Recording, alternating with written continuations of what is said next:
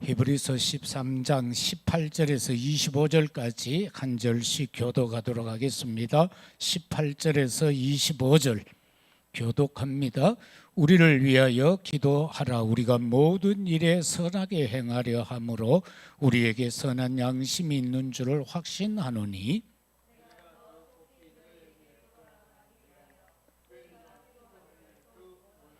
양들의 큰 목자이신 우리 주 예수를 영원한 언약의 피로 죽은 자 가운데서 이끌어내신 평강의 하나님이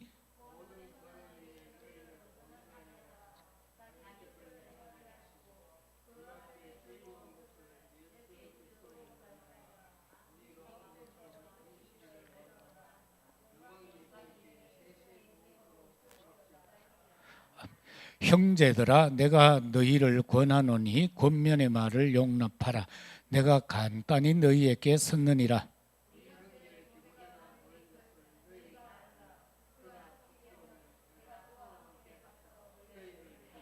너희를 인도하는 자들과 및 모든 성도들에게 문안하라. 이달리아에서 온 자들도 너희에게 문안하느니라. 은혜가 너희 모든 사람에게 있을지어다. 아멘. 오늘 이제 히브리서를 마감하면서 말씀을 살펴보도록 하겠습니다. 본이 되신 그리스도.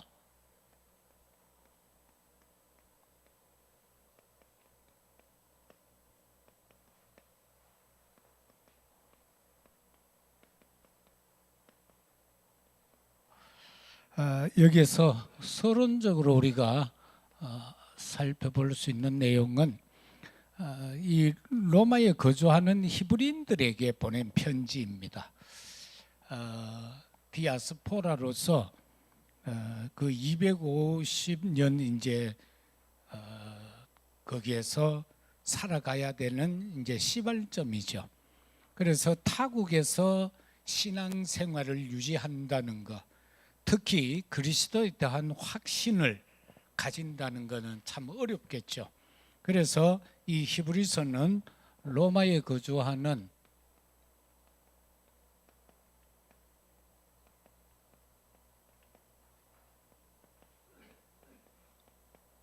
히브리인이 대상이고요. 그리고 주된 내용은 그리스도에 대한 확신을 가지라.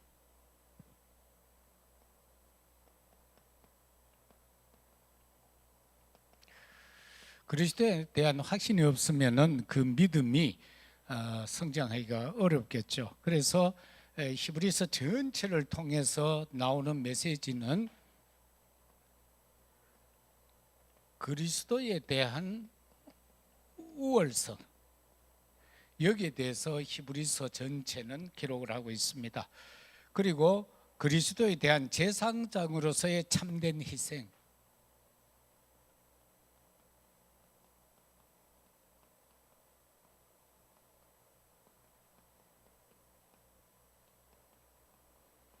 이게 히브리서의 내용입니다. 그리고 성도의 우월한 삶,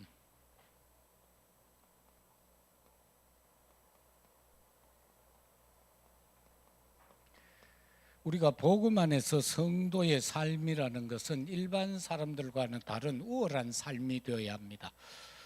이거는 영적인 내용이기 때문에요. 저와 여러분들은 세상 그 어느 누구보다도 우리의 삶이 우월적인 삶이 되어야 되고요. 그리고 여기에서 자연스럽게 이렇게 되다 보니까 그리스도의 완전함,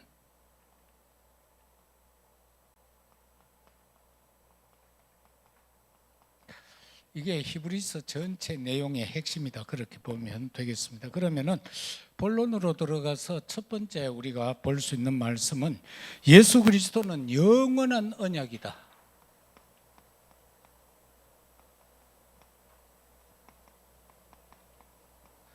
영원한 언약 되신 그리스도다. 어떤 면이 영원한 언약이냐? 오늘 본문 서도 나오지만은 양들의 큰 목자다.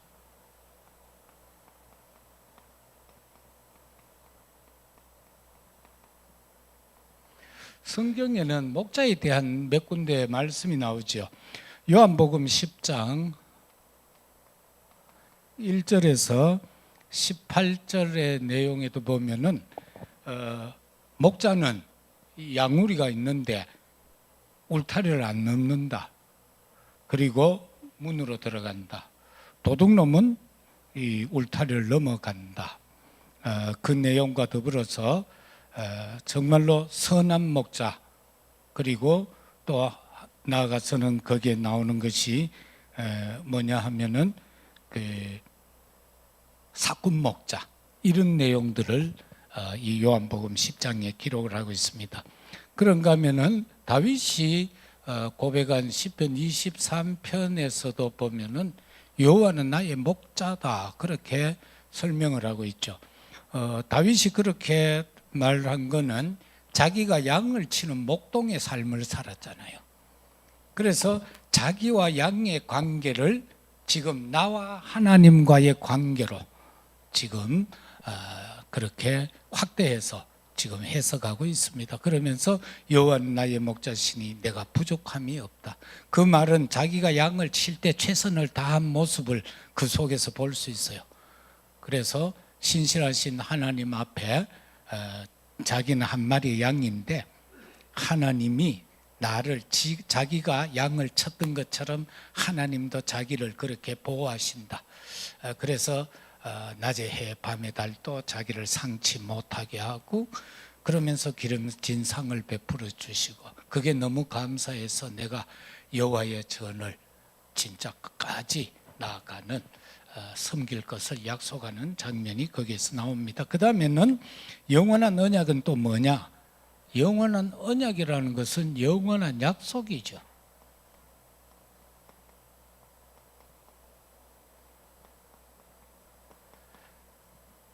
우리가 사람끼리 하는 것은 뭐 약속이다 그러고, 절대자 하나님과 하나님이 우리에게 약속하신 것, 그게 영원한 이제 언약인데 그 약속이다. 그 약속은 뭡니까? 요한복음 1장 12절에서 보니까 영접하는 자 곧 그 이름을 믿는 자들에게 하나님의 자녀가 되는 권세를, 영접하면 되는 거예요. 예수님을 확실히 믿고 고백하는 것, 이게 우리에게 주어진 영원한 언약인 겁니다. 그리고 이 영원한 언약에는 또 뭐가 있는가 하면은 영원한 언약의 피가 여기에 속합니다. 출애굽할 때에 모세를 통하여서 하나님은 이스라엘 백성들 그 재앙을 아무리 내려도 안 되잖아요. 바로의 마음이 점점 더 강박해지고 마지막에 이제 어린 양을 잡아서 모든 히브리인들 집에 현관에 이 대문 쪽에다가 이 양의 피를 바르라는 거예요.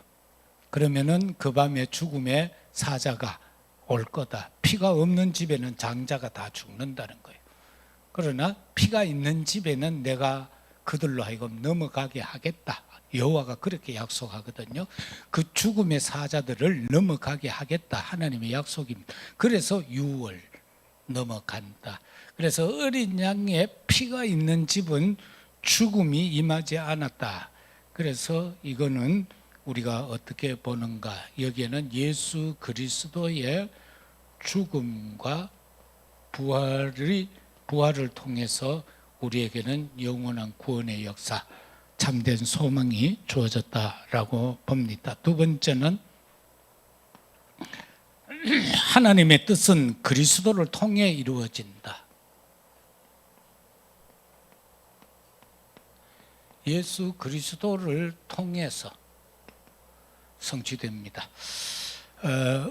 뭐가 그렇게 성취되는가? 오늘 21절에 나오는 말씀, 모든 선한 일에 너희를 온전하게 하사 자기 뜻을 행하게 하시고 그 앞에 즐거운 것을 예수 그리스도로 말미암아 우리 가운데서 이루시기를 원하노라.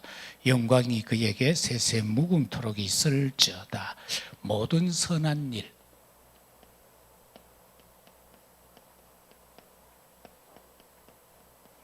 이 모든 선한 일을 가지고 온전케 한다.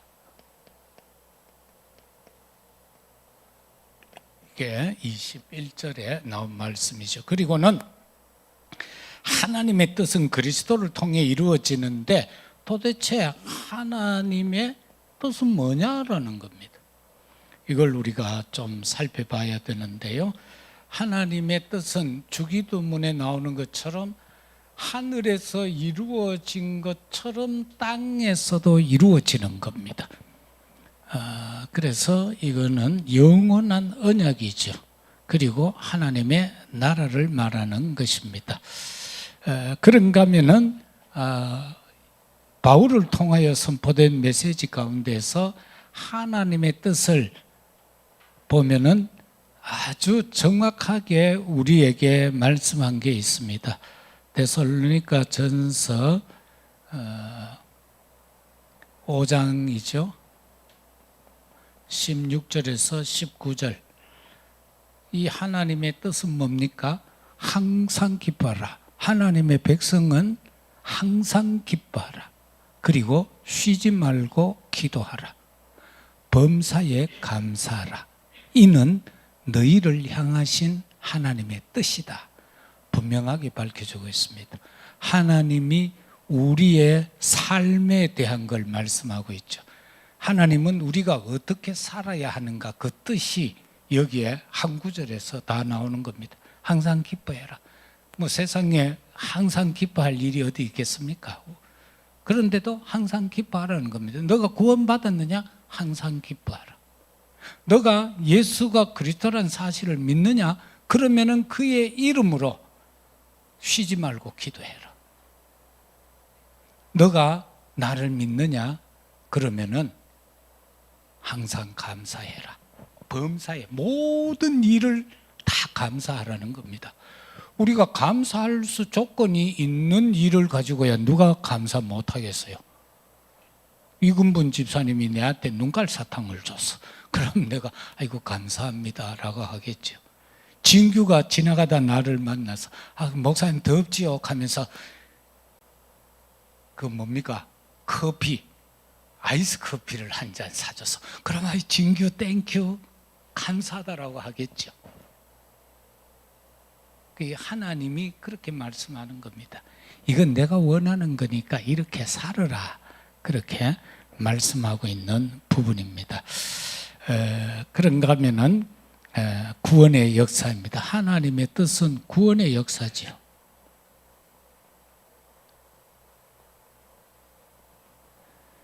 이 구원의 역사를 위해서 하나님은 말씀이 육신이 되어 이 땅에 오신 겁니다. 그래서 결과적으로는 십자가를 지시고 죽기까지 하시지요. 요한복음 19장 30절.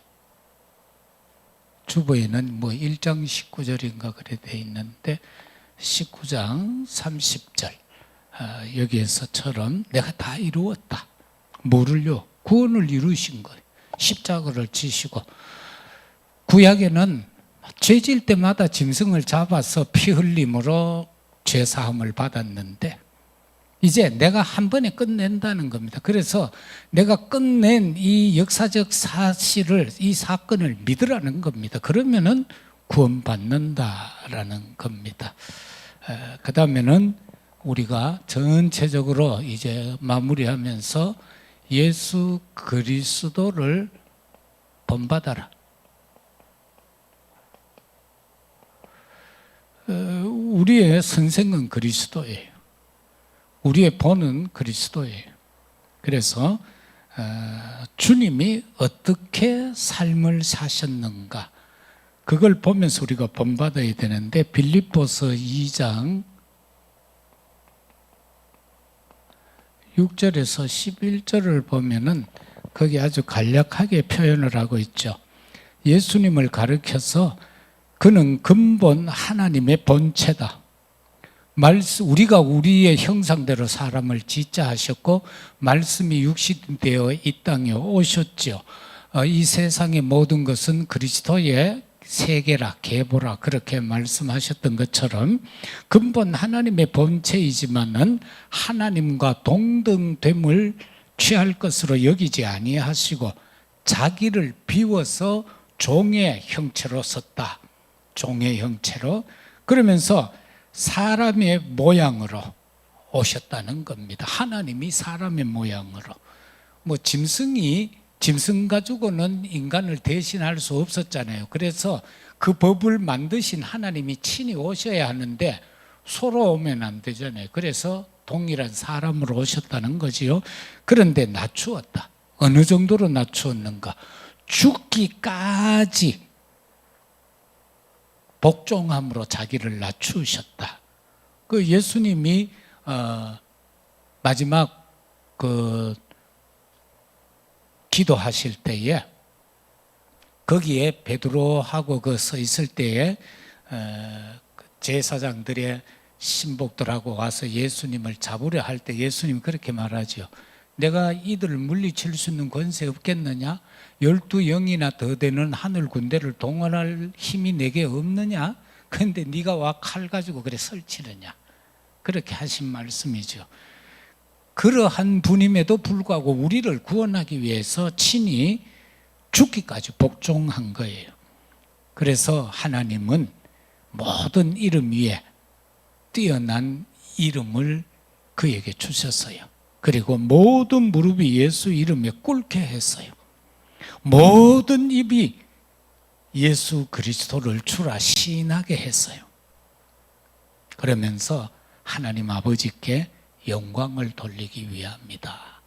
이게 예수님이 자신에 대한 것을 말씀하고 있는 부분이다. 그래서 우리도 이것을 본받아야 되는데, 겟세마네 동산에서 기도할 때도 보면 마태복음 26장 36절에서 46절이 마지막 기도 장면이잖아요. 제자들을 데리고 산에 올라가서 너희는 여기서 기도해라. 또 세 제자 베드로, 요한, 야고보를 조금 더 데리고 올라가서 너희는 여기서 기도해라. 그리고 주님은 한바탕 더 나가서 바위에 엎드려서 기도하는 내용이죠. 아버지, 나 이 고난, 이 잔 마시기 사실은 싫습니다. 그런데 내 원대로 마시고 아버지 원대로 하시라고 그렇게 기도하고 이제 내려오는데 제자들이 다 자고 있어요. 그래, 참 육신이 약하구나. 너희가 마음은 원인데 기도하고 싶은데 육신이 약하구나. 그래, 이제는 뭐 쉬라. 그렇게 주님이 말씀하시는 부분이 나옵니다. 그래서 우리는 그리스도를 본받는데 모든 것 우리도 하나님의 원대로 되어지는 방향으로 가야 돼요. 내 뜻과 내 계획, 내 방법이 아니라 하나님의 뜻이 뭔가, 하나님의 계획이 뭔가, 하나님의 소원이 뭔가, 그것을 본받아야 합니다. 그래서 주님은 여기서 보면 중요한 것이 복음 선포입니다. 이걸 저와 여러분들이 본받아야죠. 어떻게 길과 진리와 생명, 선지자로 오셨죠. 마가복음 10장 45절에서 왜 오셨어요? 우리를 위하여 대속의 제물이 되기 위한 참 제사장으로 오셨죠.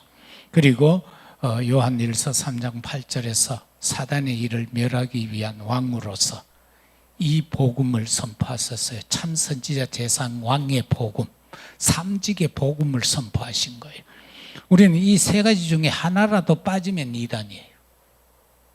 선지자 제사장 왕 이 세 가지 중에 하나라도 빼먹으면 이단이에요. 그래서 우리는 이 복음 선포를 봐야 되고요. 그 다음에 그리스도를 본받는 데 있어서 중요한 것은 우리는 기도도 본받아야 돼요. 예수님은 항상 보면 새벽 미명에도 기도하시고요. 한밤중에도 기도하시고 항상 기도로서의 일정을 소화하시잖아요. 그런가 하면은 제자들이 이 기도에 대해 이해가 잘 안 되니까 기도 가르쳐 달라고 하죠. 그 기도를 가르쳐 달라고 할 때 예수님이 제자들에게 가르쳐 준 것이 오늘날 우리가 예배 때마다 하고 있는 주님 가르쳐 주신 기도, 마태복음 6장 9절에서 13절의 내용이에요. 그래서 예수님은 이렇게 기도해라. 그리고는 이걸 집약해서 요약해서 6장 33절에서 말씀하시기를 너희는 먼저 그의 나라와 그의 의를 구해라. 너희가 쓸 것을 구하지 말고 그의 나라와 그의 의를 위해서 기도하면은 하나님께서 다 아신다. 그래서 넉넉히 필요한 만큼 허락하신다.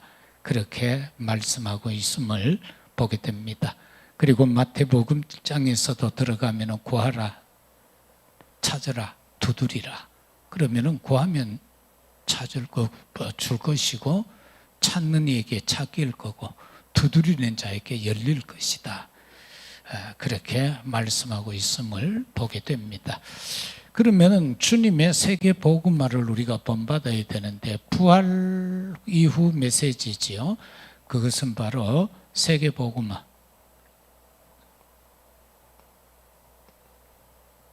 이것을 오늘 우리가 새롭게 사실적 접목을 시키면은 이것이 바로 237 나라 5천 종족, 이 메시지가 되어지는 겁니다. 그래서 어떤 사람은 예를 들어 237 나라 5천 종족 하니까 왜 자꾸 숫자를 말하느냐 하는데, 그거는 세계 복음화 속에 지금 우리가 국가로 인정할 수 있는 게 237개 나라라는 겁니다. 그리고 또 부족이 무지 많아요. 인도만 해도 몇천 부족이 돼요. 인도는 가면은 옆에 동네하고도 말이 틀려서 소통 안 되는 동네도 있대요. 그만큼 부족이 많은 거예요. 그래 어마어마한 몇만 부족이 되지만은 우리가 그나마 그래도 갈 수 있을 만한 데가 5천 종족이라는 거예요. 그래서 사실적으로 실천하는 의미에서의 숫자니까 여기 너무 신경 쓰지 마시고 그렇게 보시면 되겠습니다. 그래서 이 세계복음은 주님이 마태복음 28장 16절을 통해서 모든 민족에게 가서 그들을 제자 삼으라는 것, 마가복음 16장 15절에서 20절 천하 만민에게 가서 복음 전하고, 그 사람들 너무나도 영육간에 어려움 당하고 있으니까 그들을 치유하라는 거예요. 복음은요, 그리스도를 전하면서 그들이 치유되게 하는 게 복음이에요. 그런가 하면은 요한복음 21장 15절에서 18절의 말씀에서처럼 후대를 얕은 잘 키우라는 거예요. 그 후대에게 언약을 심지 못하고 후대에게 기도를 심지 못하면은 안 된다는 겁니다. 우리가 일곱 렘넌트 하는 이유가 뭡니까? 그들은 다 언약을 붙잡고요, 진짜 기도한 렘넌트들이 기도로 다 승리하잖아요. 요셉이 그러했고요, 다니엘 보면 그러하죠. 그래서부터 원한이 있는 거예요. 영적 원한이 있는 거예요. 복음에 대한 영적 원한이 일곱 렘넌트들한테는 다 있었어요. 특히 다니엘, 사드락, 메삭, 아벳느고는요, 그 어린 나이에 볼모로 잡혀왔잖아요. 부모들이 잡혀온 게 아니고 자녀들이 잡혀왔어요. 그 사람들의 생각이 뭐예요? 나이 먹은 것들은 잡아와도 동화를 못 시킨다는 거예요. 그래서 어린아이들을 데리고 와서 자기들 그 왕궁에서 자기들의 문물, 사상을 집어넣겠다는 겁니다. 그런데 다니엘, 사드락, 메삭, 아벳느고는 뭐라 합니까? 자신들이 왜 이렇게 잡혀왔나 그 이유를 알잖아요. 그래서 뜻을 정하는 거예요. 뜻을 딱 정하는 거예요. 그러면 나중에 가니까 어떻게 해요? 왕의 음식을 안 먹잖아요. 뜻을 정하고. 그리고는 우상 앞에 절 안 하죠. 모든 사람들이 자기를 지금 예의주시하고 있음에도 불구하고 다니엘은 전과 같이 문 활짝 열고 볼라만 봐라 무릎 꿇고 감사함으로 기도하고 있잖아요. 사자굴에 들어가죠. 승리하잖아요. 그런데 우리는 과정을 거치지도 않았는데 미리 사자굴 생각하고 겁을 먹는 거예요. 미리 풀무불 생각하면서 겁을 먹는 거예요. 그런데 결과적으로 믿음의 선조들은 다 그걸 극복하고 이겼어요. 그 과정이 뭐예요? 뜻을 정한 거예요. 그러면서 정말로 하나님이 그리 아니하실지라도 하나님이 우리를 구원 안 해줘도 우리는 그래 뭐 한다는 거예요. 그 믿음의 고백이 있으니까 성공할 수밖에 없잖아요. 사자굴, 죽으면 죽겠다는데요. 하나님이 사자의 이불 천사를 보내가지고 봉해버렸다. 그래서 결과적으로는 그 나라의 하나님의 큰 영광을 드러내는 사실을 보게 되죠. 그 다음에는 그래서 우리는 이 그리스도를 이와 같은 내용으로 복음으로, 기도로, 세계복음화, 전도로 우리는 본을 그리스도를 통해서 본받아야 됩니다. 결론적으로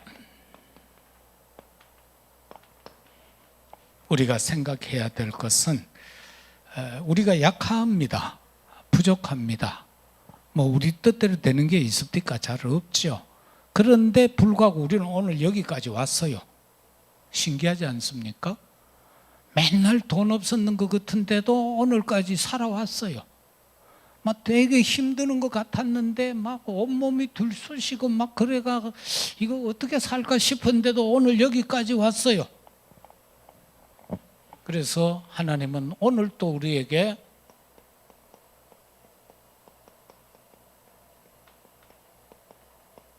오늘을 살리는 힘으로 우리에게 역사하십니다.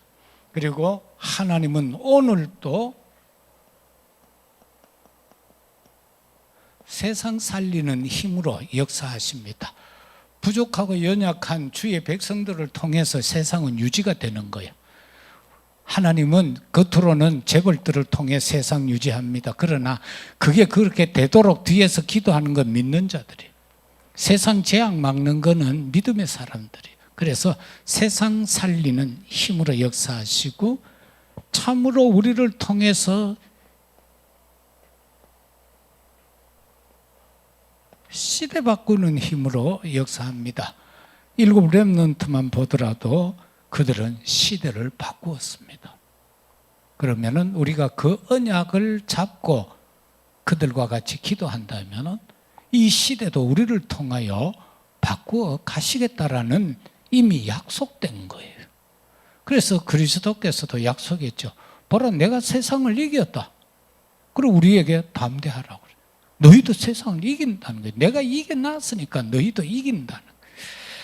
따라서 저와 여러분들이 이 시대에 가져야 할 사명은 뭡니까? 이 금토일 시대를 어떻게 내가 응답받을 것인가? 금토일 시대에 내가 어떻게 응답을 받을 것인가? 그리고 3가지 뜰을 어떻게 회복시킬 건가?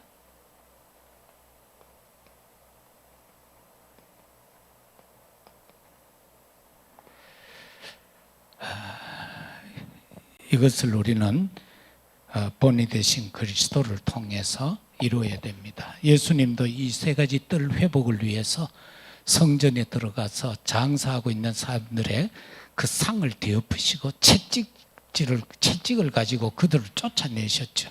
그러면서 하신 말씀이 내 집은 만민이 기도하는 집인데 너희들은 이 성전을 강도의 구렬로 만들었느냐라고 하면서 그들을 그 시대의 종교 지도자들을 책망한 내용을 보게 됩니다. 본이 되신 그리스도를 끝까지 따라가는 저와 여러분이 되시기를 주의 이름으로 축복합니다. 아버지 하나님 참으로 감사합니다. 본이 되신 예수 그리스도, 저 로마에 거주하고 있는 히브리인들에게 그리스도에 대한 확신을 주기 위한 서신이 바로 히브리서입니다. 이것을 통하여 그리스도의 우월성과 제사장의 참된 희생, 대제사장에 대한 내용을 기술했습니다. 그리고 성도는 어떻게 살아야 하는가? 그것은 그리스도의 완전함에서 이루어진다라고 말씀하고 계십니다. 오늘 또 우리는 이 말씀을 묵상하면서 우리의 삶을 통하여 하나님의 영광을 나타낼 수 있게 하옵소서. 예수 그리스도 이름으로 기도드리옵나이다. 아멘. 찬송